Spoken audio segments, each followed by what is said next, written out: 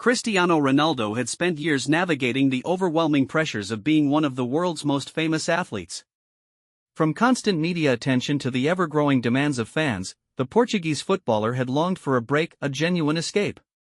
This time, he found himself in a small, peaceful village nestled on the edge of a quiet Mediterranean coast.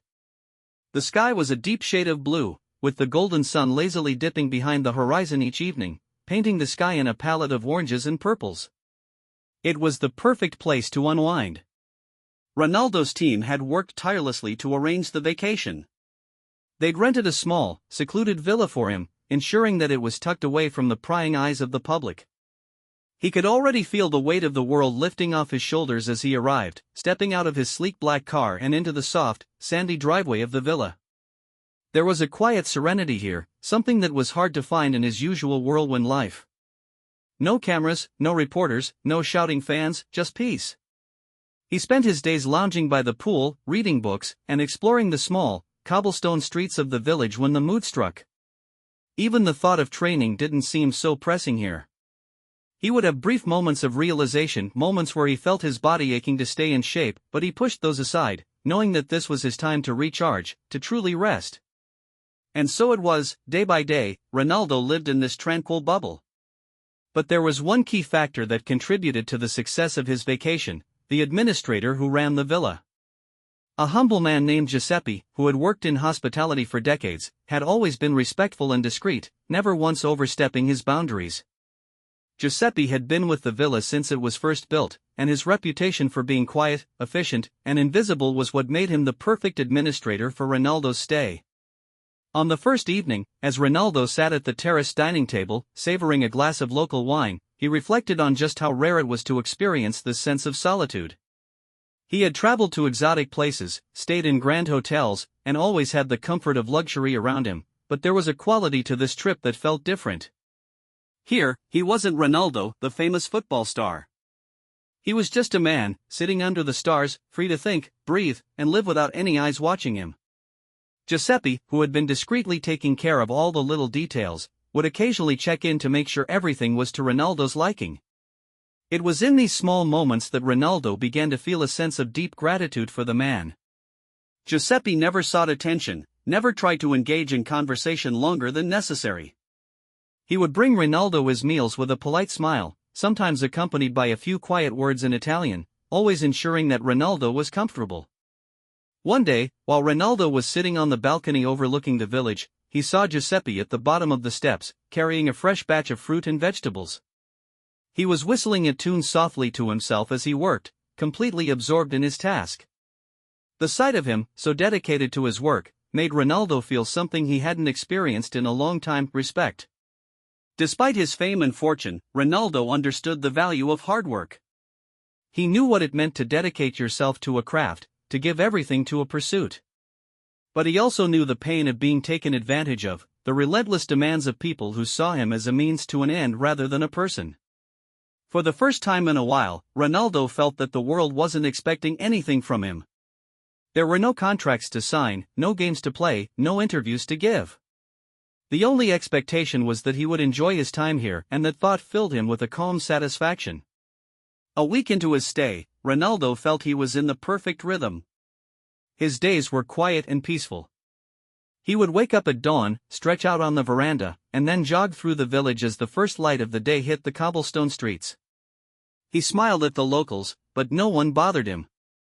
The anonymity he craved was finally his. In a strange twist of fate, the village seemed to respect his privacy more than the bustling cities he was used to. Here, no one asked for autographs, no one took photos without permission.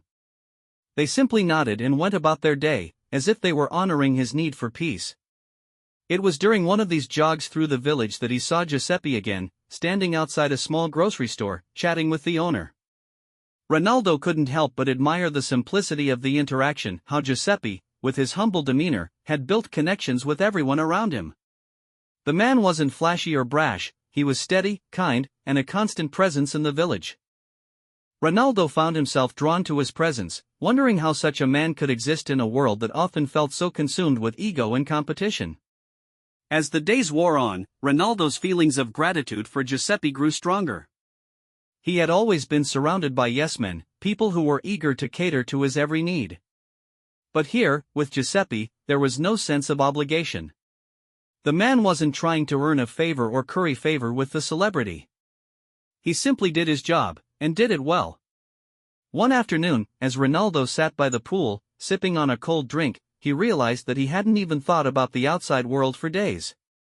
There was no pressure, no constant notifications on his phone, no calls from his agent or his team. It was just him, the sun, and the soft sound of waves lapping against the shore. It was then that Ronaldo made a decision that would end up changing the course of his trip in ways he never imagined. He knew that he couldn't leave the village without expressing his gratitude to Giuseppe. He had done more for Ronaldo than anyone else during this trip, and it was time to show him how much that meant. Giuseppe was working that evening, preparing the villa for the night's dinner. Ronaldo had been thinking about it all day. He had always been generous, often tipping hotel staff or workers in the past, but this time, it felt different. He wanted to do something special for Giuseppe, something that would truly show him how much his efforts meant. Ronaldo quietly went into the villa, gathered a sum of money more than enough to cover Giuseppe's salary for several months, and placed it in a small envelope. He added a handwritten note, simply stating, "Thank you for making my time here so peaceful. Your kindness and hard work will never be forgotten." He walked to the administration office, where Giuseppe was sitting, writing notes for the next day. Ronaldo could see the man's tired eyes, his hands weathered by years of labor, and he felt a deep sense of appreciation. Without speaking, Ronaldo placed the envelope on the desk and nodded. Giuseppe looked up in surprise, clearly not expecting anything of this sort. "Mr. Ronaldo, this is too much," he stammered, looking at the large sum of money in disbelief. "No," Ronaldo replied softly. "It's not enough. You've given me a gift far greater than money. Thank you." Giuseppe hesitated, then finally nodded, his expression softening with gratitude. "You are too kind, Mr. Ronaldo. Thank you for your generosity." With that, Ronaldo left the office and returned to his villa. As he walked back, he felt an overwhelming sense of peace, knowing that this small gesture had made a difference. He could finally say that, in the world of his fame and fortune, he had experienced something truly priceless, a moment of genuine connection and appreciation. But what Ronaldo hadn't anticipated was that the sense of peace he felt would soon be shattered by something entirely out of his control, something that would send him spiraling back into the chaos of his life. Little did he know, his attempt at anonymity would not go as planned. The next morning, Ronaldo woke up early, as usual, feeling a sense of contentment. The day before had been a perfect example of what he had been craving, a simple gesture of gratitude, a peaceful exchange with someone who was kind and genuine.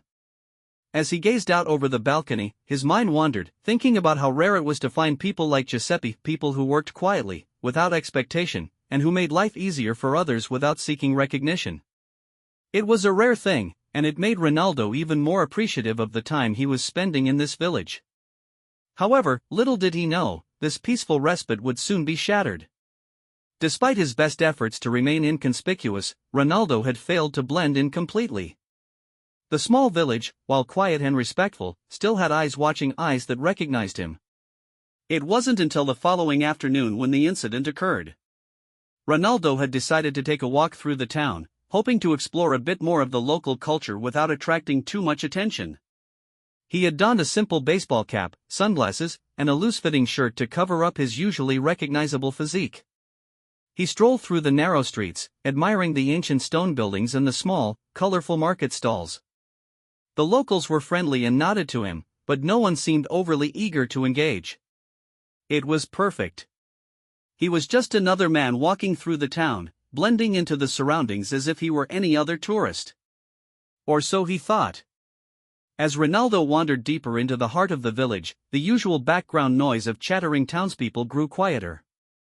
Then, he heard it, a voice, slightly muffled, but unmistakable.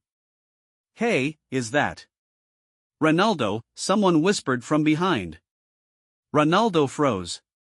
His heart skipped a beat, but he refused to turn around. He didn't want to draw attention to himself. He kept walking, hoping to blend in even more, to disappear into the scenery. But the whispers started to grow louder. Yeah, it's him. It's definitely Ronaldo. I knew it. At first, it was just one or two people who had noticed, but soon, a small crowd began to form. The whispers turned into excited chatter, and within moments, the quiet village street was filled with a subtle buzz. Ronaldo could feel the eyes of the crowd on him. It was happening again, his anonymity slipping away. Panic started to rise within him. He could already hear the familiar sound of a phone camera snapping photos, the soft clicking of shutters. He knew it wouldn't be long before someone uploaded the photos to social media, and soon, his peaceful retreat would be ruined. Ronaldo's every move would be tracked again, his every action scrutinized. What had once been a moment of calm was now being threatened by the very thing he had hoped to escape, the relentless attention of the world. Trying to remain calm, Ronaldo quickened his pace, heading toward the nearest alley to escape the growing crowd. He made a sharp turn and ducked into a narrow side street. His breathing quickened as he looked around, searching for a way to disappear. The village, though beautiful and quiet, was not designed for escape. Every corner seemed to lead to another open square, where more people were likely to recognize him. But it was too late. As he rushed down another path, his foot caught on a loose cobblestone, and he stumbled. His sunglasses slipped off his face, and his baseball cap fell to the ground, revealing his unmistakable features to everyone nearby. In that split second, the crowd in the distance saw him. The whispers turned into excited shouts. "There he is!" "Ronaldo," a young boy yelled, pointing directly at him. The crowd quickly surged forward, and Ronaldo found himself surrounded. It was a familiar feeling, a sense of being trapped, unable to escape. He could hear the excited voices, see the phones raised in the air, capturing every moment. It was no longer a peaceful vacation, it was the circus that followed him wherever he went. He took a deep breath and tried to steady his nerves. There was nothing to do now but face it. Just as the crowd reached him, a man appeared from behind them, Giuseppe, the villa administrator.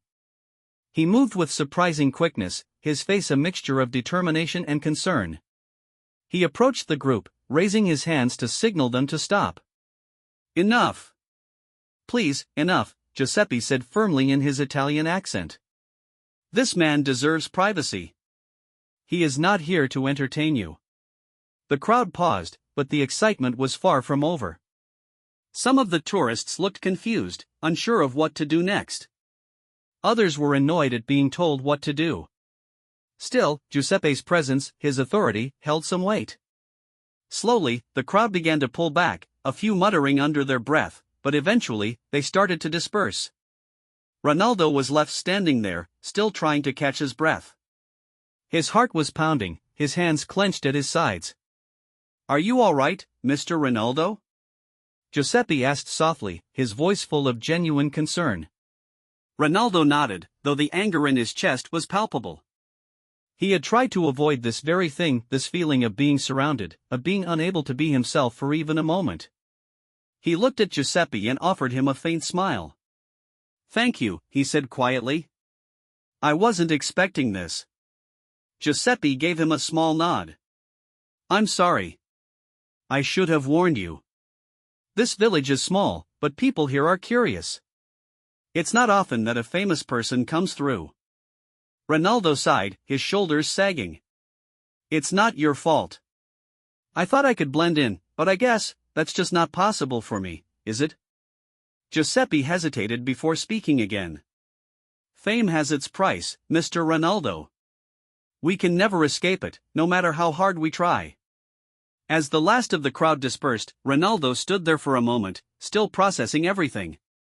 The peace he had felt just hours before now seemed like a distant memory. His attempt to disappear into the village had been in vain. The burden of fame was not something that could be left behind, no matter how much he wished for it. Ronaldo turned to Giuseppe, a mix of frustration and acceptance in his eyes. "I guess this is just who I am now. Always being watched, always under the spotlight." Giuseppe, seeing the weariness in Ronaldo's gaze, placed a reassuring hand on his shoulder. "It is true that your life is different from most people's. But what you do with it, that is what defines you. Not the cameras or the crowds. And you, Mr. Ronaldo, have already shown that you are more than the person the world thinks you are. Ronaldo looked at him, surprised by his words.